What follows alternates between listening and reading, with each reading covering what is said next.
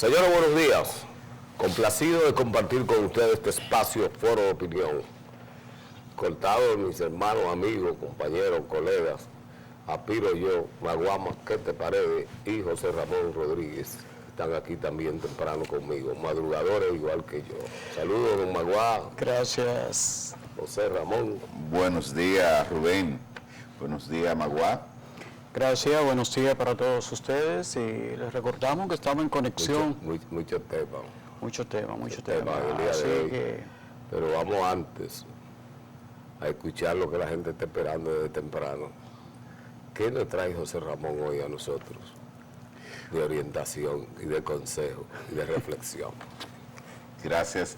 Buenos días, República Dominicana. Como de costumbre, agradecemos que nos permitan entrar a sus casas temprano con esta reflexión.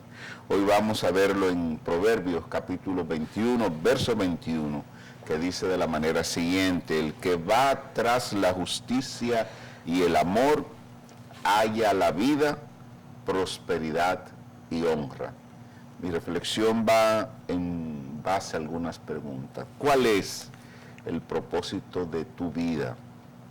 ¿Cuál es la gran meta tras la cual tú estás caminando? ¿Cuál es el mayor aporte que puedes hacer a la sociedad, a los tuyos, a tu país? Porque el verso nos dice dónde está el kit del asunto. La prosperidad y la honra no es una meta en sí misma. Tener posesiones, tener buen nombre, no es algo que tú sales a buscar, sino el resultado de ir tras la justicia y el amor. Es siendo justo, es siendo tierno y amoroso que tú terminas siendo próspero y teniendo buen nombre en la sociedad. La preocupación de nosotros ha de ser la justicia y el amor. La plenitud de vida es el resultado de tomar decisiones sabias y correctas y no de las posesiones que podamos tener o acumular. Y por último, no podemos buscar la justicia sin amor, porque entonces se convierte en castigo, venganza y genera odio y separación. Termino repitiendo el verso nuevamente. El que va tras la justicia y el amor halla la vida, prosperidad y honra. Espero que esa sea la meta tuya y de todos y cada uno los que nos regalan su atención en la mañana. Dios le bendiga y feliz resto del día. Muy bien. Señores, el país está siendo, diría yo, que observador frente a una conducta inusual que ha decidido adoptar el presidente de la Cámara de Diputados, el doctor Alfredo Pacheco. Todo ello por una lucha de intereses y por un extraño celo al cumplimiento de la ley 2801 que crea incentivos a empresas que se instalen en la frontera. Me ha llamado la atención incluso también algunas actitudes y reacciones de senadores de la República de constituirse en grupo de protesta frente a otro poder del Estado para ir a la Cámara de Diputados a protestar para que no permiera en el día de ayer la ley de incentivos de exenciones impositivas a las empresas instaladas en la frontera. La verdad es que este es un tema bastante interesante por lo cínicos que resultan ser los legisladores de todos los partidos, de todas las organizaciones políticas representantes básicamente en las provincias de la frontera.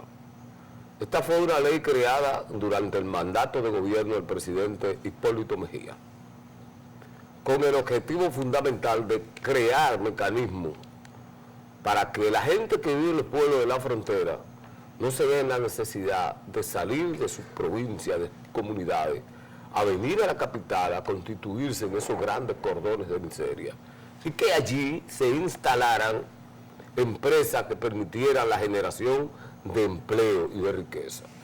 Y el gobierno, a cambio, le ofreció y le ha dado durante estos 20 años la facilidad de no pagar impuestos. De manera tal que ellos produzcan, se desarrollen, no le paguen impuestos al fisco, pero que desarrollen la frontera.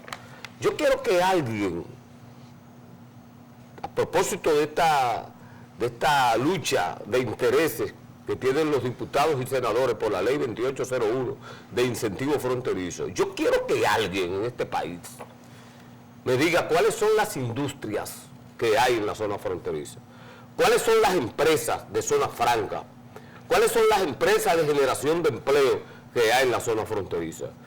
Usted, sin que sea un gurú de la investigación, solamente tiene que darse cuenta de que cuando se produjo la nueva cédula, cuáles fueron los pueblos que perdieron escaños como consecuencia de que su población se había ido de su comunidad. Es muy claro.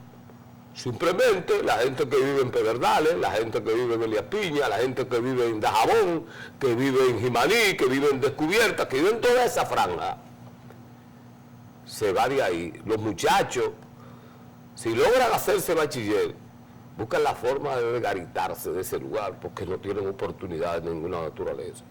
Ahora hay una lucha porque los empresarios, que no les importa el desarrollo que no sea el de sus bolsillos, ahora tienen una lucha porque quieren 30 años más, 50 años sin pagar un chévere. Y el presidente de la República está apoyando eso. Cuando aquí lo que ha debido hacerse es un descenso de la realidad que hay. ¿Cuáles son las empresas? A la ley 2801 sobre incentivos fronterizos, muy bien, pero ¿cuáles son las empresas? ¿Cuál va a ser el impacto social? Porque el presidente hoy está diciendo, no, ahora va a ser así, yo apoyo que eso siga. No, señor, eso puede seguir. Eso no puede seguir porque durante 20 años esa gente se han embolsillado todos los millones del mundo, operando desde la capital o desde otro pueblo lejano a la frontera y teniendo el registro de que están operando en la frontera, lo que han engañado, estafado al Estado Dominicano, a los diferentes gobiernos, se ponen en los brazos de los empresarios y no importa con lo que pase en los pueblos de la frontera. La gente que vive en los pueblos fronterizos tiene que abrir sus ojos, tiene que entender este tipo de procesos.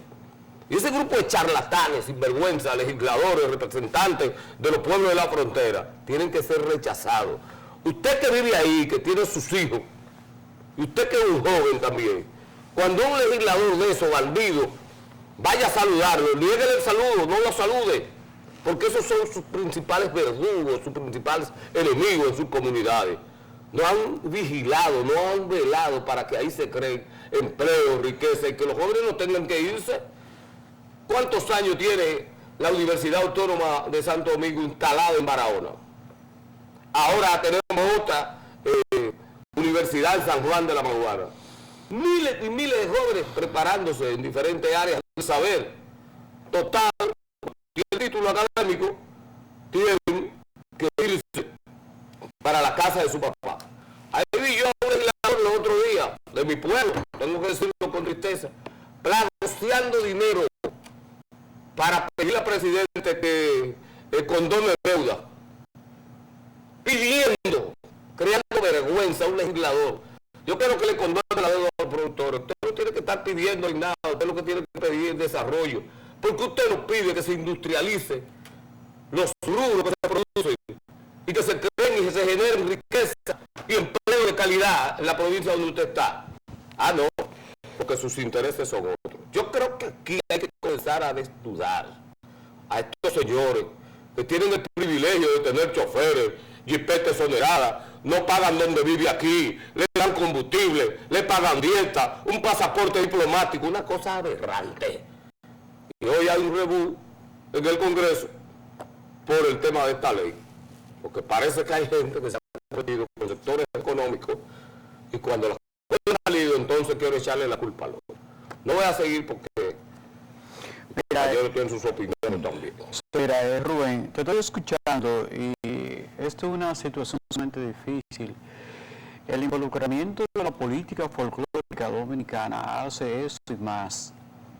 Elías Piña, Dajabón, Montecristo, Santiago Rodríguez, Bauruco, está implicado en esta importante ley que es la 2801, donde hay niveles de implicaciones sumamente trascendentes para el propio desarrollo de toda esa franja fronteriza en términos concretos.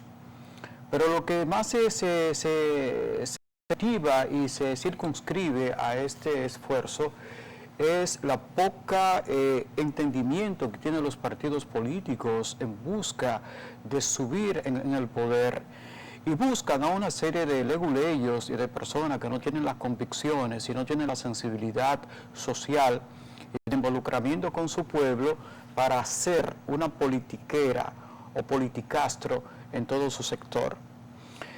Yo le debo cargar también la responsabilidad a esos partidos que asumen ese espacio, pero más que todo a la incapacidad de estos individuos que lo que tratan es de fortalecerse ellos mismos en términos de lo que debe ser supuestas acciones políticas. El presidente de la República tiene que asumir un control efectivo de este tipo de situación. La industria del país, el comercio, este comercio binacional que existe entre Haití y la República Dominicana son instrumentos que deben fortalecerse en la justa dimensión. Por lo que yo entiendo de que la situación es sumamente difícil, muy difícil, pero no hay una situación política asociativa hacia la comunidad. Y es por esto que yo llamo la atención con todo el esfuerzo necesario para que estos individuos sean desterrados completamente de cada uno de esos sectores sociales, políticos, deportivos, pero con la fuerza necesaria para que nunca jamás puedan acceder a ningún tipo de posición política y que se adhiere a los preceptos más importantes de la sociedad. Finalmente, el presidente de la República tiene que fortalecer esta ley 2801, que es parte de la institucionalidad, es parte del desarrollo y es parte del Estado dominicano para que podamos tener un desarrollo integral en la frontera. Bueno, para mí hay cosas que son técnicas. Primero, la evaluación necesaria de cómo la ley 2801 de verdad ha beneficiado a la frontera. Los números están ahí, hay que presentarlo antes de volver a embarcarnos en la aprobación o la extensión de los años de exención que contempla la ley. Deberíamos saber cómo se benefició, cómo creció el empleo, cómo creció y cómo mejoró la calidad de vida de los ciudadanos fronterizos producto de 20 años de exención de impuestos. Recientemente escuchaba al doctor Apolinar Veloz decir que la exención de impuestos a los empresarios en la República Dominicana se llevaba anualmente alrededor de 258 mil millones de pesos. Para equilibrar el presupuesto deficitario del año 2021, el gobierno salió a buscar a mercados internacionales 291 mil millones de pesos para poder paliar el déficit, cuando podíamos estar cobrando al empresariado 258 mil y solo salir a buscar alrededor de 40 o 38 mil. Yo creo que nosotros tenemos que revisar nuestra política de exención de impuestos en un país donde los empresarios han demostrado que no tienen compasión. Así que el presidente se ha comprometido, pero es obvio que los legisladores, tanto diputados como senadores, han hecho compromisos y nosotros sabemos que los compromisos de los legisladores no se da por amor al arte ni por beneficio a sus comunidades. Hay hombres y mujeres del maletín que merodea el Congreso cada vez que tenemos una ley de esa naturaleza. Así que no estoy acusando a nadie, sencillamente Estoy diciendo, el presidente tiene que ser vigilante en esto porque él es el líder de ese partido que tiene la mayoría en el Congreso. Bueno, el fin de semana pasado volvimos a ser sorprendidos con un anuncio de aumento en los precios de los combustibles.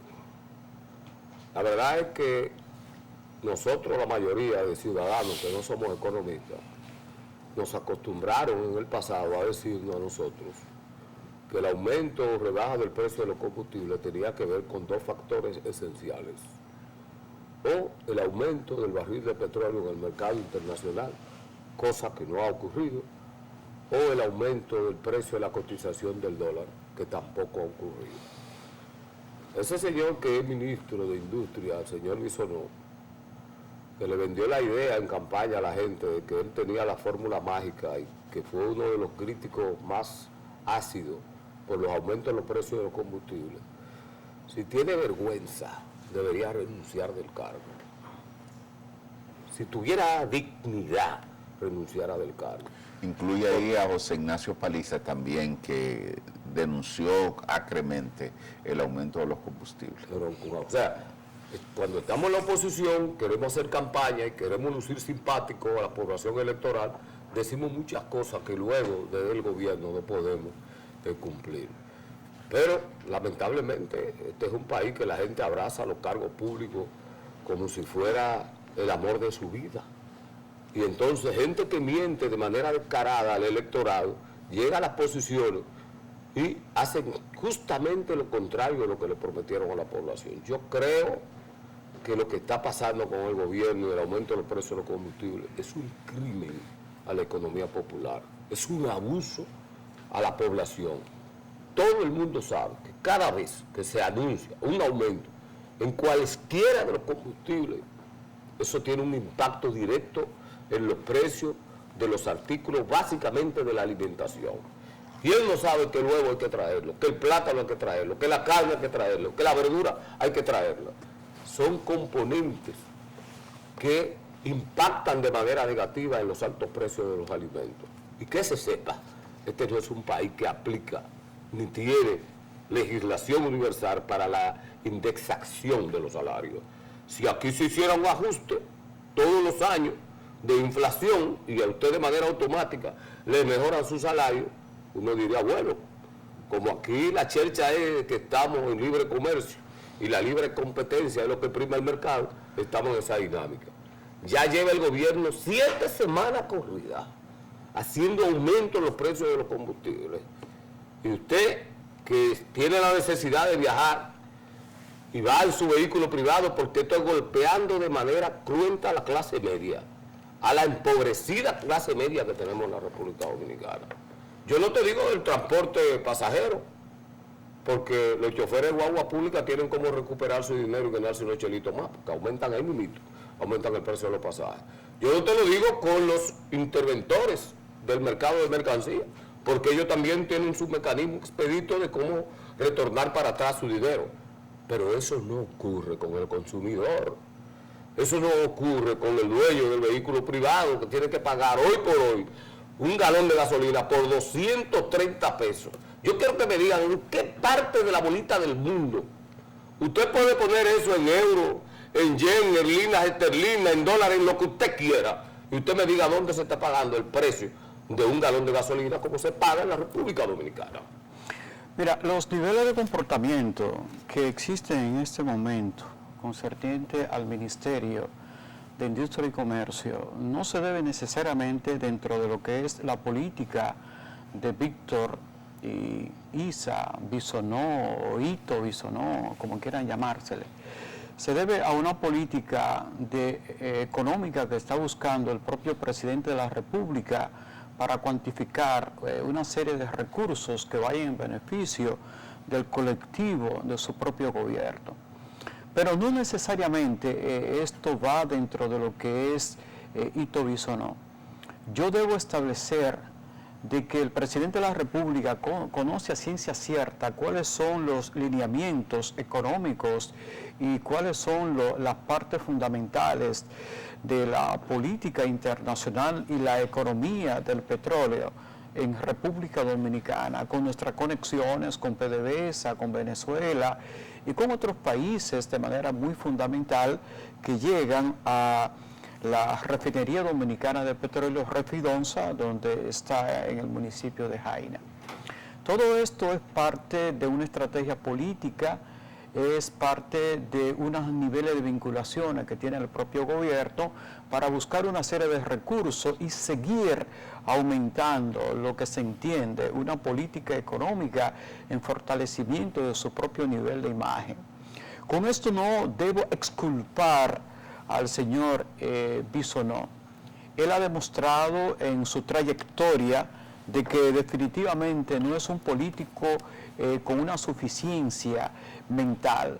Es un político que ha logrado sustanciarse por su potencia económica y su hacedor en buscar posiciones, y he escuchado, es motivado por los diferentes sectores de esta sociedad. El propio presidente de la República debe mantener la cordura necesaria, y que este individuo pueda asumir una especie de control efectivo, naturalmente con la política que tiene el gobierno desde el punto de vista económico, porque esto está causando pavor a toda la colectividad en términos generales. Ya el transporte público de pasajeros en este mequetrefe de transporte que hay en las diferentes vías ya está aumentando precisamente por todo esto. En términos generales, yo creo necesario de que el presidente tiene que asociar una auténtica política que vaya en beneficio de la colectividad y bajar definitivamente los precios en este sentido. Por a esperar, vamos a rezar por eso. Es un tema bastante complejo. Por las implicaciones que tiene en la economía popular, básicamente. Señores, estos temas que no nos deja de ocupar cada día, cada momento, es el tema de los contagios, alarmantes contagios de COVID en la República Dominicana. Mientras eso ocurre, naciones importantes de la conectividad comercial en el turismo bloquean a la República Dominicana como consecuencia justamente de estos alarmantes niveles de contagio que hay en la República Dominicana. Ya importantes naciones como Canadá, los Estados Unidos, han alertado y alertan a sus ciudadanos sobre el peligro de venir aquí a la República Dominicana. Desde el principio hemos sido críticos de la aplicación de una política de cielos abiertos. Más que eso, los anuncios, paquetes de anuncios de incentivos para atraer turistas a la República Dominicana cuando los países desarrollados están cerrando sus fronteras. Yo pienso que el hecho de que se hayan descubierto tantos contagios en la República Dominicana tiene mucho que ver con la ampliación de la aplicación de las pruebas PCR, que a propósito de eso, hay ciudades importantes del país que prácticamente no tienen un centro, la gente no tiene orientación de dónde poder ir a hacerse una prueba. Tal es el caso de una de las provincias que ha registrado mayores niveles de contagio en los últimos tiempos, que es el caso de la provincia de San Juan, de manera particular el municipio cabecera, que es el municipio de San Juan de la Maguana. Usted va y hay un solo laboratorio para una población inmensa que hay ahí. No hay puntos en donde las autoridades de salud le puedan decir al ciudadano que usted puede ir a hacerse una prueba. Hay una actitud irresponsable también de los ciudadanos que no quieren acogerse a los protocolos, no que han anunciado las autoridades de la República Dominicana, sino a protocolos internacionales de la Organización Mundial de la Salud, de la Organización Panamericana de la Salud también. Yo creo que los ciudadanos de manera individual tenemos que actuar con nuestra consabida responsabilidad de guardar la distancia, de lavarnos siempre las manos, de usar nuestras mascarillas y sobre todo de ver lo que está ocurriendo. Yo no quiero asociar eso a el tema del COVID, pero tampoco puedo explicarlo, José Ramón y Baguá, amigos televidentes, y es la cantidad impresionante de muertes súbitas que está ocurriendo entre ciudadanos aparentemente sanos, y de repente te llega la información de que fulano, fulana, murió de un ataque fulminante al corazón.